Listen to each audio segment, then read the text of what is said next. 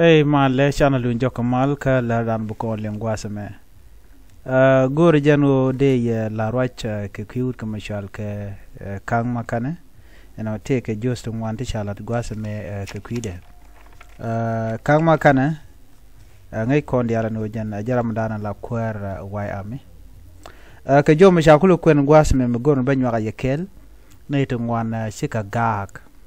Gang na nu ngumishe kang makana cha jalaro general SPLAyo nei tungwani kani jin nguti ka SPLAyo kaje murai kon ke reality SPLAyo jalla backbone ka konwere mone jan gwada dan en youth konu cha ko negre which ka so Sudan tele party dodien ken party ni reality ten pai ben swa SPLA maji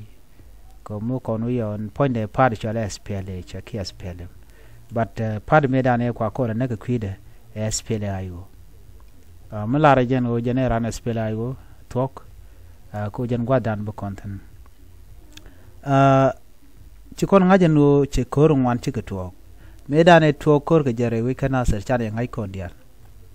ne to wan kan ngajer gwano ko ter ga jede yes of course jejen bor ci kan ko ter kan content to kor Canadian content gangarodian me can out in KGS Pilayo no I don't there an etiquette TGS Pilayo ticketin but con at this time shed the goro bauni de ter korame KGIO natin and courtier loka conware Nadin Hagamedan can wear a chica jor tell a jorm written ne condiale shilu a winaka ero no content con chilu a man point about Kang Makana Kanajan Bore Kor Canadian corn and cocaine corner take a can. So na makelu, moko larno, jin kang makana chaguano ku chonkel ka SPLAyo. No, SPLAyo tell me jikal at mejan kwa kola naga quidum. Na kon ka qui SPLAyo. So SPLAyo a party, medong de ne dial chongaja. Point jan pan kenda chunkan ka SPLAG, a latte kelke kirma yadi, the mumada kan jikon chunka katakrima charga jamona. Rama kwane dial naga quide. Me kwana naga 2013 na kuyin ka shana naga je no kame je ku na albarar ka je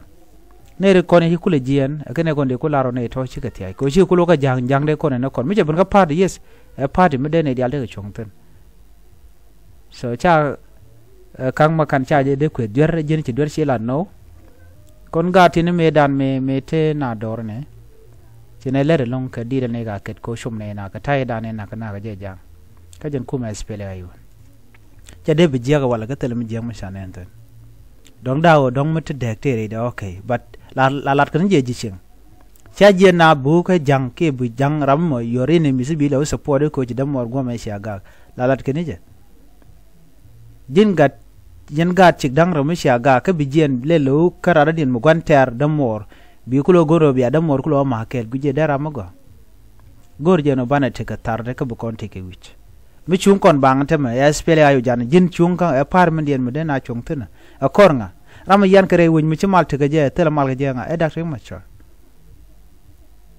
so please gor je no bana chung ogwa ne me teleporting mo gor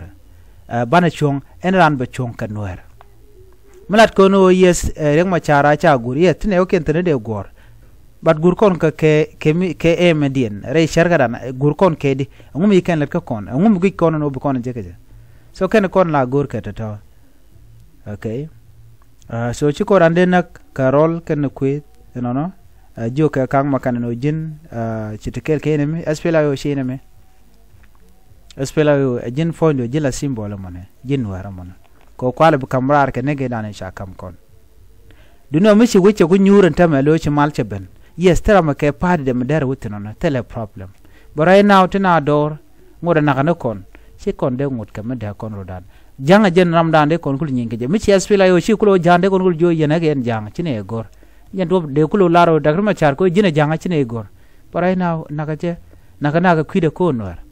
target ke liu te ka je ko nor yena mbi adak pinyen nor ya daga pin gwa da na shi malche ben ya kulo de bram road kulo mo ke party ko point de in election budget ya kala kuin gwine so chwa ma kang makana chwa wide chwa nyon ti ko re tere ka jomo chalat gwa se men tam right corner awa cha mandang cha je yan mach mandang ku ye cha yan mach kume dung kirma yadit wa ku ken ke shel bokana ka de didin tamma ka jawra na shala de gomene bokana long no me take information din banong yo baje ba all the information ba gor then me cha tara che yo baje nong ye duno me cha gor government ne ko ne te social media kene sha mandang cha je bok kume kirma yadit so me take update baje nong ye yo me je to ban je kula guch kwa bung na wai ami kwa bung ni jas pela yo and then an baje nong ye yo kuma nan to gwa ne biya ta mal bye bye